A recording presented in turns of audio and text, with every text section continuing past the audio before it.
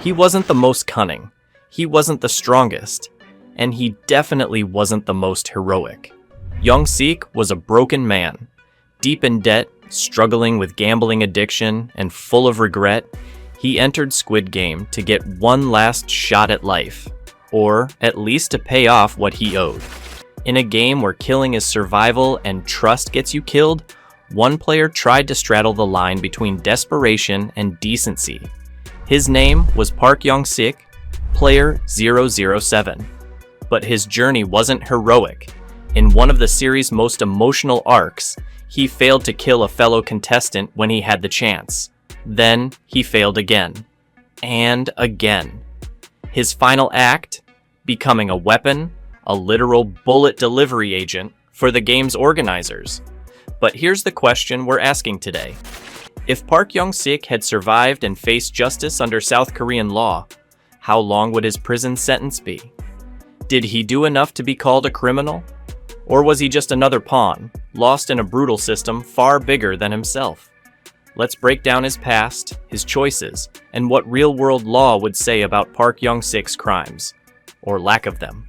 Park Yong Sik was not a killer, but he wasn't innocent either. From the moment he entered the Squid Game, we saw a man weighed down by shame and debt. He wasn't loud or manipulative like Myung-gi. He wasn't protective and brave like Geum Ja. He was simply overwhelmed.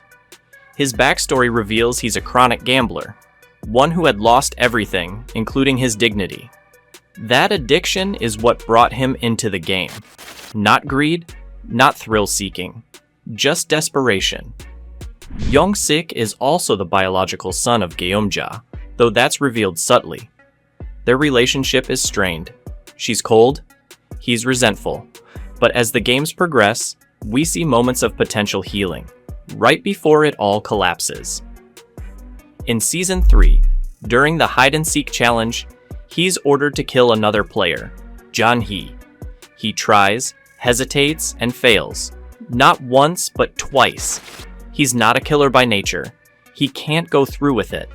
Ultimately, he surrenders emotionally and becomes a tool, delivering bullets on behalf of the masked game enforcers. This act isn't just betrayal, it's surrender. It's him saying, "I give up." But did giving up mean he crossed a legal line? Could he be prosecuted for what he almost did? Let's look at what he actually did. While other characters in Squid Game committed murders, assaults, or elaborate betrayals, Park Yong Sik's actions fall into a gray area. Let's lay out his behavior. Attempted killing. He was ordered to kill Jang-hee, a pregnant player, during a hide-and-seek trial. He snuck up behind her with a sharp object, but couldn't go through with it. He froze, retreated, and ultimately failed the mission. Second attempt. After being spared the first time, he was given a second chance. Again, he approached Jung-hee, weapon in hand, but couldn't complete the act. He backed down and apologized, conspiring with guards. Following his failure, Yong Sik was given a job by the game's organizers. He agreed to deliver bullets and information to those carrying out executions. Though he didn't pull the trigger, he enabled others to do it. Passive participation. He didn't stand up for anyone. He didn't protect. He didn't sabotage. But by aiding the system, especially after knowing what it was doing, he became an accessory. But here's the thing. He never actually killed anyone. He didn't even hurt anyone. And his choices were driven more by emotional collapse than by malice. Does Korean law punish someone for trying and failing to commit a crime? It can, but only under strict conditions. Let's examine that next. Park Yong Sik's legal status would depend heavily on two articles in the South Korean Criminal Act. 1.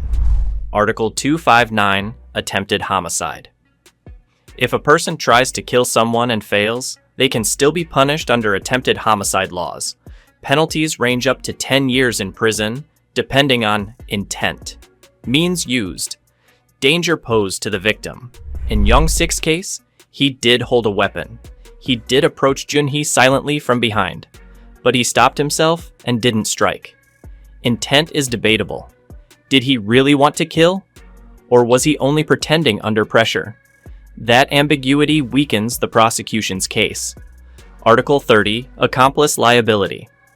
Anyone who helps a crime be committed can be punished as if they committed it themselves.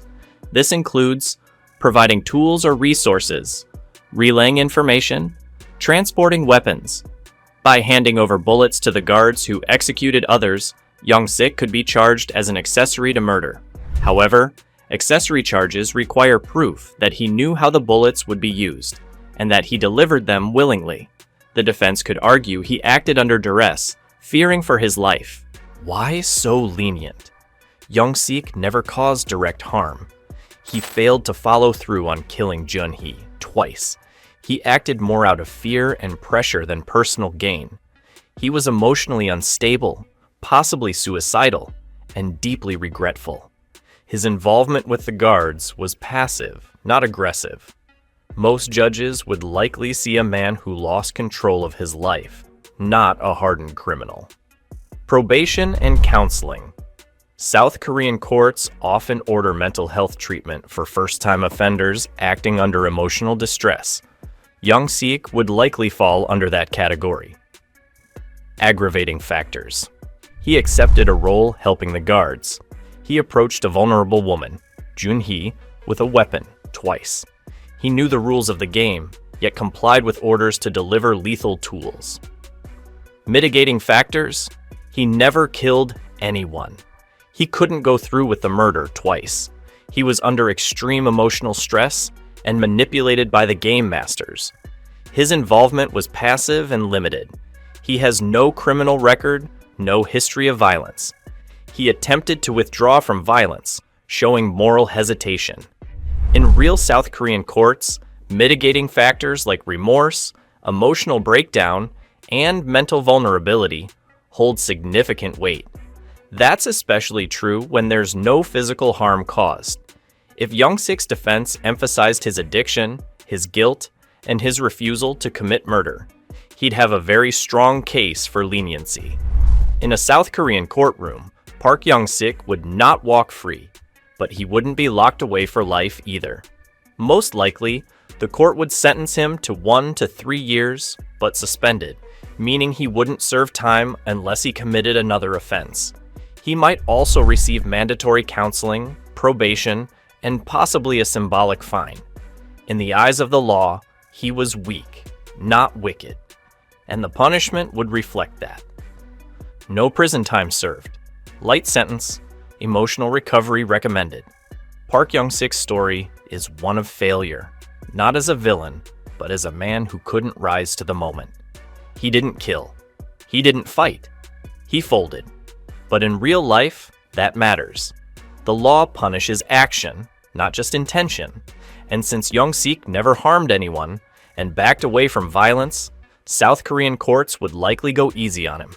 He was a man trapped by addiction, shame, and fear, who almost made the worst decision of his life, but stopped himself. And that hesitation? It might have saved more than Jun-hee. It probably saved him too.